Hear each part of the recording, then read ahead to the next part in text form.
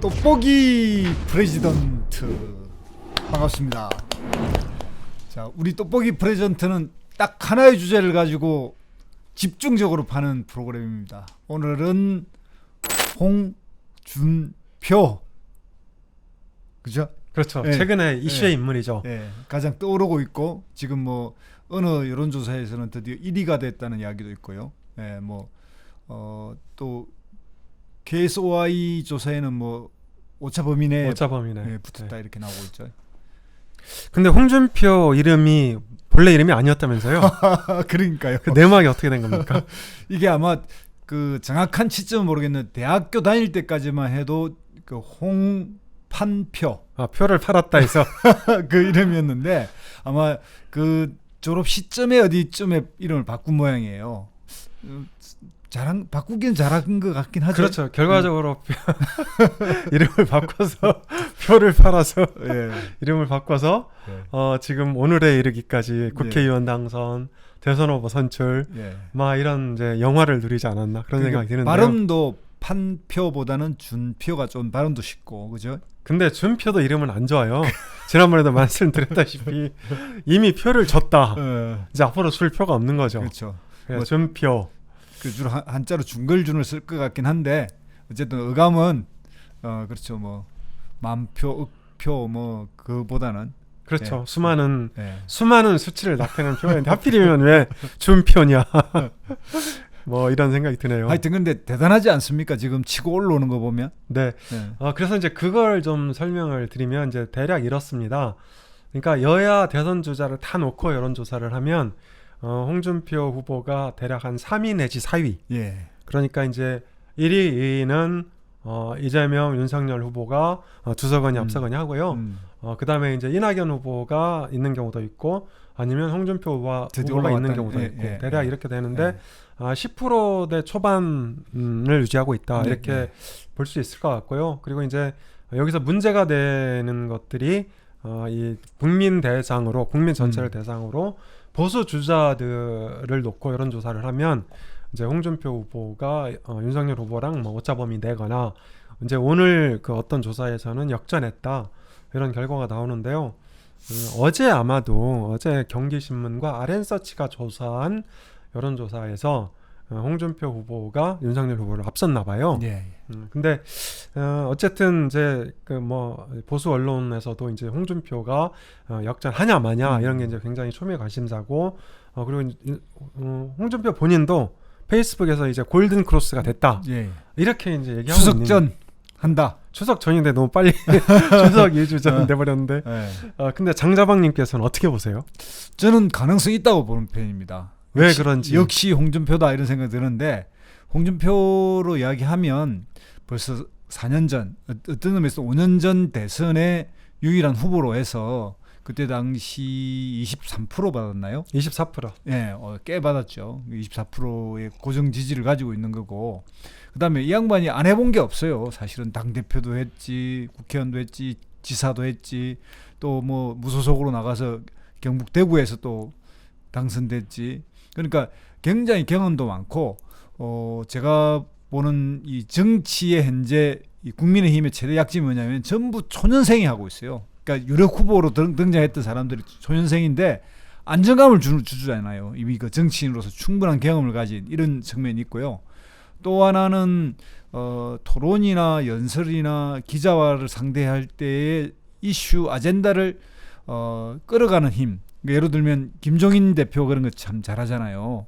김종인 대표는 좀 더 이렇게 엄숙하고 근엄한 측면에서 카리스마 있게 끌어간다면 홍준표 이 후보는 좀 친근한 형식으로 이야기하면서 자기 중심으로 확 끌어가는 맛이 있어요. 소위 재밌게 좀 정치적 그렇죠. 위트. 그걸 위트를 섞어서 확 예를 들면 지난번 비전 발표회를 그냥 학예 발표 수준으로 그냥 한마디로 딱 정리해버리는 이런 게 있거든요. 이제 이런 것에 매력이 있기 때문에 이게 단순히 거품만은 아니다 이런 생각을 합니다. 근데 혹시 그렇게 긍정적으로 평가하시는 데는 고등학교 선후배, 대학교 선후배? 그게 작용한 거 아닌가요? 네, 제 바로 과 선배인데요. 무슨 과 나오셨죠? 그 행정학과인데 행정학과. 그 정치인들의 경력에서 고려대학교 법과 대학까지만 쓴 사람은 대체로 행정학과예요. 그러니까 이제 그 뒤에는 이제 옛날에 대학으로 모였잖아요. 법학과, 행정학과 두 개가 있었어요. 근데 지금은 이제 이 행정학과나 이런 게 이제 갈려가지고 이제 사회과학 쪽으로 옮겨갔단 말입니다. 그러다 보니까 행정학과를 쓰려면 대학이 좀 달라지기도 하고 그래요. 네. 그러다 보니까 고대 법학과 이렇게 쓰면 그 사람은 이제 법학과를 나온 법대생인데 법과 대학이라고 쓰면 그 사람은 행정학과. 대체로 행정학과예요. 그래서 행정학과 출신이 많죠? 꽤 정치인 많습니다. 우리 네. 지금 현재 인천시장님은 박난춘 인천시장님도 행정학과고요. 가만있어 봐. 우리 정세균 후보도 지금 우리 행정학과인가? 하여튼 뭐 그래요. 꽤 많아요. 은근히 고대와 행정학과와 홍준표와 장자방을 묶어서 홍보하시는군요. 저는 이제 약간 다른 각도에서 보고 싶은데요. 사실 저는 윤석열 후보를 역전하기 쉽지 않다. 이렇게 생각합니다. 왜냐하면 현재 국민의힘의 핵심 지지층은 유권자의 28% 정도를 차지하고 있는 60대 이상. 그리고 이제 TK, PK, 그러니까 영남권 거기 인구도 대략 한 1,750만 이렇게 해서 전체 유권자의 한 20% 정도 됩니다.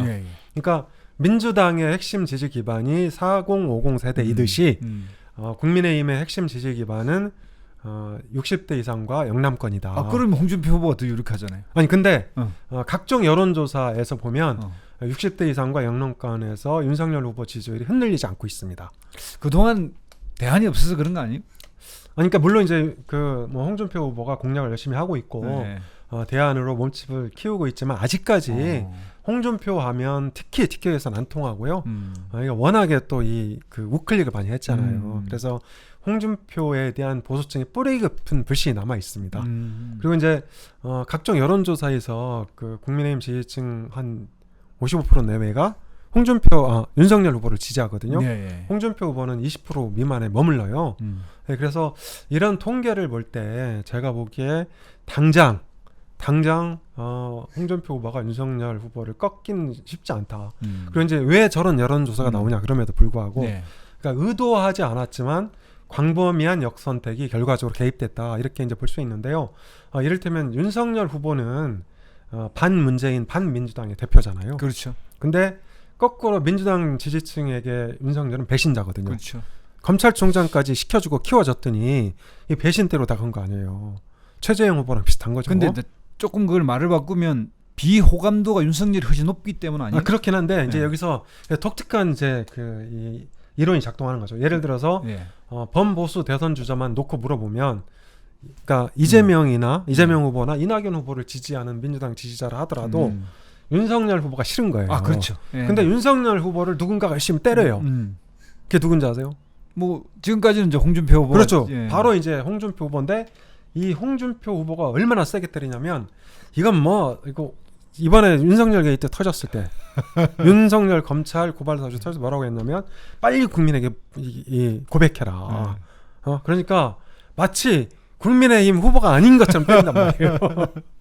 아주 인정사정 없이 패는데 그래서 이제 이 민주당 지지층 입장에서 볼 때는 윤석열은 믿고 홍준표가 대통령 뭐 되든 말든 상관없이 홍준표한테 이제 지지가 가는 거죠. 근데 이제 민주당 지지 계열이라 하지만 실제로 정당 지지를 하냐고 물었을 때는 보통 30%잖아요.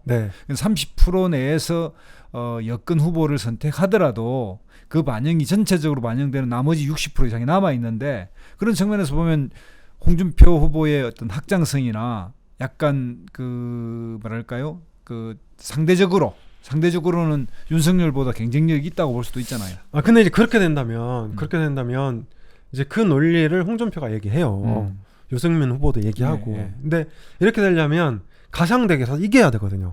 가상대결에서 이재명 후보를 꺾어야 된단 말이에요. 근데 가상대결도 윤석열하고 비슷하게 나오더라고요. 윤석열이하고 예를 들면 이재명 후보하고 차이 나듯이 오늘 보니까 이낙연 후보는 둘이 붙었고 윤석열 후보한테는 지긴 하는데 10% 내에서 지고 있고 그러면 윤석열하고도 별 차이 없는 윤석열처럼 가상 대결에서도 윤석열하고 비슷한 효과를 내고 있어요. 근데 이제 그러니까 이를테면 이런 거죠. 가상 대결에서 그러니까 윤석열 대 이재명, 홍준표 대 이재명 여기서 이겨야 된단 말이에요. 홍준표 후보가. 근데 여기서는 윤석열 후보가 월등히 높고 아 그래요? 그리고 홍준표 후보가 많이 떨어져요. 아 오늘 근데 KSY는 안 그렇다. 그러니까 거기서 이제 가상대결 네. 안 붙였는데 아 붙였다니까 오늘. 오늘 아침 긴급에 보니까 붙였던데.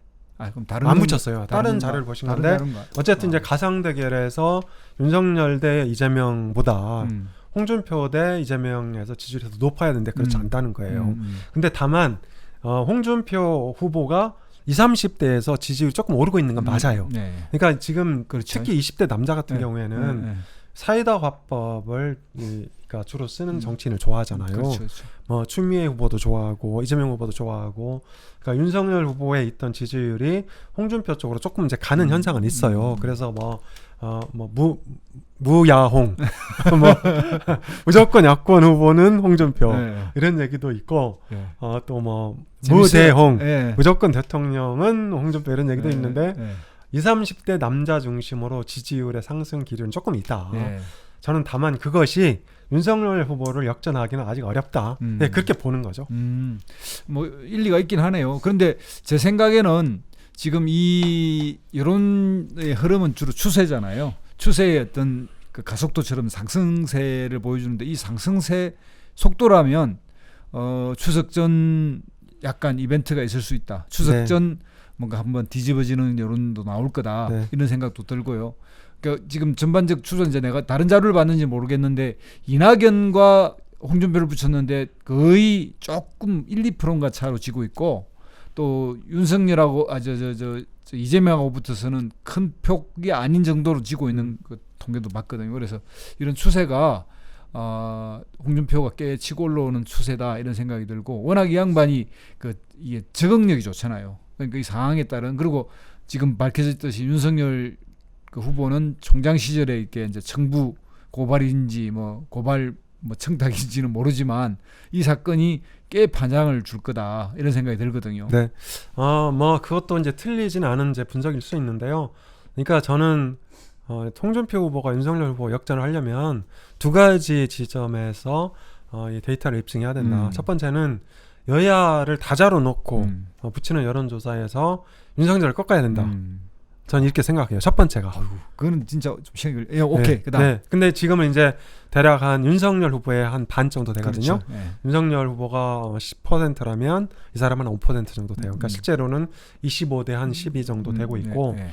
네, 그리고 이제 두 번째로는 아까 제가 말씀드린 국민의힘 핵심 지지 기반, 그러니까 60대 이상과 이 영남권에서 윤석열 후보를 꺾어야 된다. 전 두 가지 요소가 필요하다고 보는데 현재까지 이제 나온 그 의혹이 크게 두 개가 있는 거죠. 윤석열 검찰 때, 윤석열 검찰총장 때 이 고발 사주 의혹. 네. 그 이제 김웅 의원이 당에 자료 보낸 거를 이제 뉴스버스라는 그렇죠. 뭐 듣도 보도 못한 듣보자 신생 네, 인터넷 매체. 여론조사 신생 매체가 이거를 보도했죠. 네. 네, 그리고 이제 두 번째로는 부인 김건희 씨가 주가 조작 의혹으로 검찰 소환을 기다리고 있다 이런 보도가 이어지고 있는데 그렇죠. 전 이 두 가지 의혹에서 상당히 이 어떤 실제 의혹이 밝혀져야 된다. 네.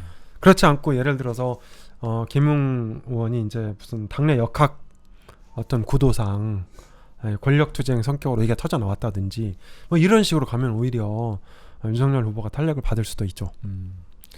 참 흥미진진하게 지켜볼 대목인데 야당도 재밌게 된 거죠. 그래서 뭐 일방적으로 한 사람만 앞서가면 좀 재미가 없는데 이렇게 이제 복수의 경쟁력 있는 사람이 나오면 재밌게 됐고 이건 어떻게 생각하세요? 저 유승민 의원이 한 이야기인데 네. 홍준표 후보가 저 윤석열을 꺾어 자기가 홍준표를 꺾고 네. 이렇게 될 거다. 네. 근데 이제 과거 대선의 그 6개월 전 그 상황을 보면요. 대략 그 당내 1, 2위. 예.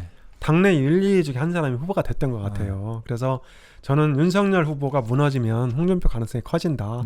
이제 그렇게 보는데 지금 사실 시간이 얼마 없어요. 예. 이제 2달이 있으면 후보를 정해야 되거든요. 그렇죠. 예. 그리고 야당은 후보를 정해도 또 이제 밖에 안철수 대표가 버티고 있고 2차 단일화도 필요하단 말이에요. 그래서 저는 한두 달 안에 결론이 나야 되는데 이번 의혹을 윤석열 후보가 잘 방어하면 윤석열 후보가 되고 방어 못하고 홍준표 후보가 이기면 홍준표 가능성이 있다. 그래서 유승민 후보까지 넘어가기에는 좀 시간도 부족하고 유승민 후보가 영남권에서 또 이 배신자 프레임에 갇혀 있고 이런 이제 문제가 있다고 봅니다.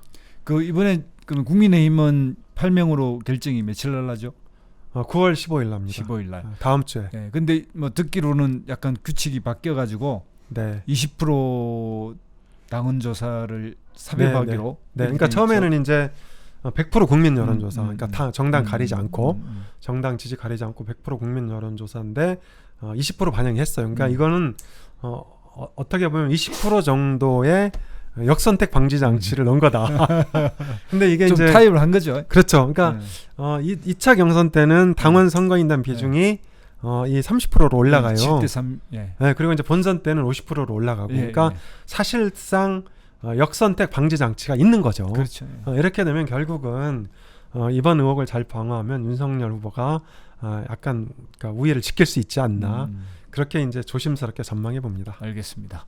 자, 다음 주가 스피크 하면서 그 주가 이제 12일, 15일 아주 그렇죠. 그러니까 역사적입니다. 이번 주 다음 주 여당 네. 야당 대선 후보가 사실상 결정이 된다. 예. 이렇게 봐도 무방할 것 같습니다. 알겠습니다. 자, 오늘 떡볶이 프레젠터 여기까지 했는데요. 좋아요, 구독, 공유 꼭 해주십시오. 그 중에서 하나 고른다면 구독 꼭 부탁드립니다. 여러분 다음 시간까지 안녕히 계십시오.